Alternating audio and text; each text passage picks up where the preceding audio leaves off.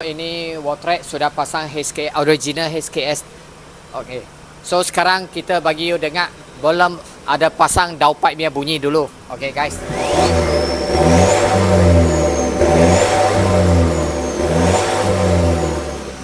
Okey guys, nanti kita sudah pasang downpipe, kita tengok apa beza dia.